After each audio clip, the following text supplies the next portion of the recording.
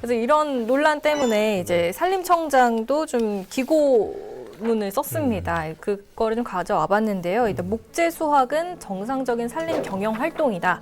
내용을 좀 보면 이 목재 수확은 대다수 선진국에서 하는 정상적인 산림 경영 활동이다. 또 임업이야말로 기후변화 시대의 국제사회가 인정하는 친환경 산업으로 임업으로 생산되는 목재는 영구적으로 사용할 수 있는 재생 가능한 자원이다. 또 이 나무를 직접 연료로 사용하는 것은 화석 연료와는 달리 탄소 중립 에너지로 규정하고 있어서 조금이라도 화석 연료를 대체토록 권장하고 있다. 그리고 마지막에 또 이렇게 썼어요. 더욱이 선량한 임업인들이 탈원전 프레임의 환경 파괴자로 누명 쓰지 않게 되기를 간곡히 바란다. 이걸 보면은 좀 지금 임업이랑 환경을 좀 계속해서 부딪히고 있는 것 같아요. 숲이 가지고 있는 본연의 목적이 그냥 탄소 흡수에만 해당이 되는가? 여기 또 이견이 생기는 거예요. 뭐냐? 네.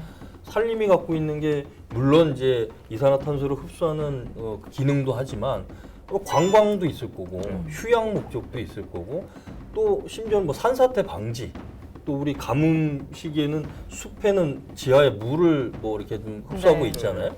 그런 수원을 관리하는 역할 이런 것들도 돈으로도 환산해야 되는 거 아니냐. 단순히 탄소 중립에만 매몰되면 이건 한쪽 면만 보는 거 아니냐. 이게 환경단체에서 그래서 숲을 없애지 말라. 네. 그러는 건데 제가 봤을 때는 이런 환경 논리만을 대입하기에는 이게 뭐 국유림이나 그런 네. 거는 모르겠는데 지금 경제림이잖아요. 네. 그렇죠. 경제림이라는 것 자체가 어떤 경영 활동을 목적으로 조성된 산림이기 때문에 그렇죠. 거기에까지 이제 환경 파괴 논리를 들이대면은 사실 어떠한 활동도 할 수가 없게 되는 거죠. 저희가 뭐 사실 뭐 농업도 그렇고 어업도 그렇고 이런 뭐 포획량이 정해져 있고 그렇죠. 이런 좀 정상적인 네. 그래도 아무튼 무분별한 거는 막아야 되지만 어느 정도 이렇게 용인하고 있는데 그런 게 용인되는 산림에까지 그 논리를 적용하는 건 좀 어렵지 않나 하는 저도 생각이 듭니다. 맞아요. 예. 근데 실질적으로 한 가지만 더 말씀드리면 왜 그런 거 보신 적 있는지 모르겠는데 키는 엄청 커요 나무들이. 네.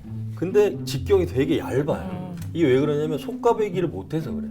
나무들도 서로 경쟁을 한단 말이에요. 경쟁하면 햇빛을 많이 받는 놈이 우성이 되는데 얘들이 햇빛을 더 받으려고 키만 크는 거예요. 붉어지진 않고. 그러니까 목재로서 효용 가치가 떨어지는 거예요. 국립산림과학원이 분석한 자료들 보면 원래는 나무가 이렇게 있으면 한 3분의 2, 아니 절반 정도 지점부터 가지들이 이렇게 있어야 되는데 우리나라 나무들은 거의 상단 부분에만 가지가 있다는 거예요. 여기는 쭉 길쭉하게 키만 크고. 그러니까 이런 것들이 한 단위 면적당 나무가 얼마나 빽빽하게 자라고 있느냐를 보니까 독일이 1헥타르당 52m래요. 나무하고 나무 사이가.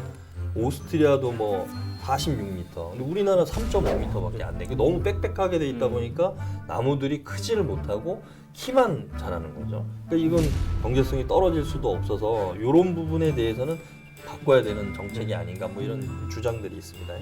우리나라 그 산림자원법이 너무 촘촘하게 되어 있어서 네. 임업을 한다 그래서 환경 훼손이 될 우려는 저는 없다고 봅니다. 그러니까 우리 국민들이 그런 걱정은 안 하셔도 돼요. 네. 이 산림청장님 말씀 글대로 뭐 임업에 대한 오해가 있으시면 이런 법이 촘촘하기 때문에 그거를 버리시면 되고요. 다만 국가가 이렇게 대대적으로 벌목을 나선다는 지금 발언 때문에 문제가 되는 것 같은데 국가가 이런 문제를 해결할 거면 아까 말씀드린 산림자원법에 있는 규제를 완화시켜주면 돼요. 규제를 완화해서 뭐 각 시행령의 그 세부 조항이 있는데 그 세부 조항들을 한시적으로 완화를 해주던가 아니면 지역별로 완화를 해주던가 해서 해결을 해야 될 부분이지 일률적으로 뭐 탄소 중립을 위해서 여의도의 몇 배가 되는 숲을 다 헐어버리겠다 이렇게 포인트가 잡히니까 또 아니면 포인트를 정부에서 그렇게 안 잡았는데 언론에서 잡아준 걸 수도 있고 그렇게 잡히다 보니까 오해가 발생하는 것 같습니다. 예. 네. 이게 이제 뭐 아직 시작을 한 사업도 아닌 그렇죠. 거잖아요. 계획을 하고 네. 있는 거니까 뭐 공청회나 뭐 이런 걸 거쳐서 부적절한 건 없는지 좀 세밀하게 검토를 하면서 진행을 하면 될 것 같습니다.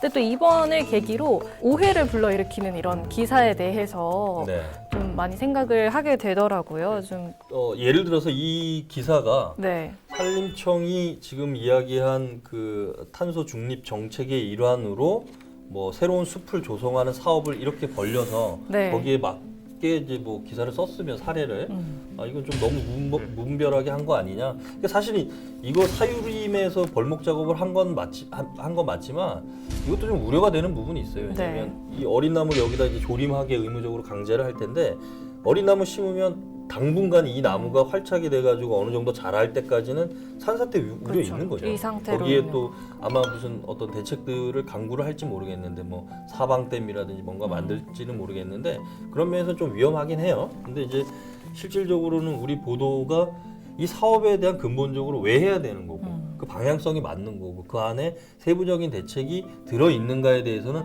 산림청이 1월 달에 발표한 것도 그렇게 디테일하게 나오진 않은 것 같아요. 네. 그러니까 이제 그리고 또 환경 시민단체에서도 반발하는 거 또 뭐 전문가들도 방향성이 너무 한쪽에만 매몰된 거 아니야 뭐 이렇게 이야기하시는 것도 들어볼 만 하거든요. 그래서 이참에 사실은 이런 부분이 관심이 없었어요. 사실은 그 저도 여기 지나가면서 많이 봤거든요. 네. 우리 영서방송에서 강원방송 춘천으로 올 때 보면 고속도로 옆에요. 바로 보이죠. 눈에 보이는데 뭐 그런 생각을 안 해봤는데 아 그러고 보니까 왜 나무를 저렇게 자르지?